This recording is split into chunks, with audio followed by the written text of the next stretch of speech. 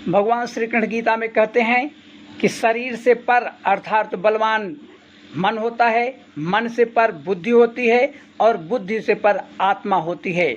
और आत्मा के द्वारा, बुद्धि के द्वारा मन को साथ में लेकर शरीर को और मन को नियंत्रित किया जा सकता है।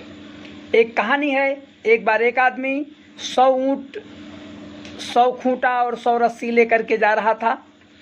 रास्ते में जब रात हो गई तो वह 99 ऊँट को खूंटा और रस्सी में तो बांध दिया, एक रस्सी और एक खूंटा कहीं गायब हो गया। एक ऊँट को बांधने के लिए वो परेशान हो गया। तब वह किसी से रस्सी और खूंटे के लिए मांग किया।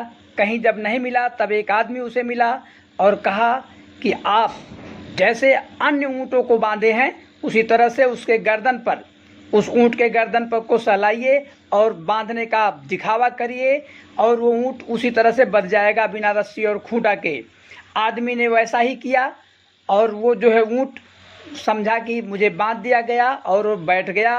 रात बीत गई, सुबह 99 ऊँट को तो उस आदमी ने खोल दिया, सब चलने लगे। लेकिन एक ऊँट जो बिना रस्सी का वैसे बैठा था वो उठ ही नहीं रहा था। फिर वो आदमी भागा भागा उस आदमी के पास गया।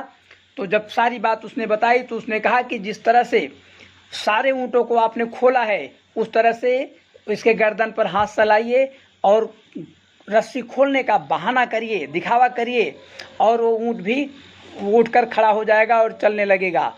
आदमी ने वही काम किया, ऊँट की गर्दन पर हाथ चलाई, हाथ फेरा और जिस तरह से ऊँट को खोला जाता है उसी तरह से पूरा काम किया और वो भी ऊँट खड़ा हो गया और चलने लगा।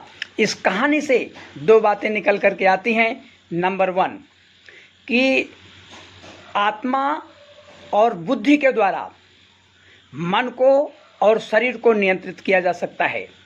सेकंड, अगर आपकी बीमारी झूठी है, सही नहीं है, तो उसके लिए साइकोलॉजिकल ट्रीटमेंट अर्थात मनोवैज्ञानिक इलाज ही कारगर साबित होगा। जय राम जी।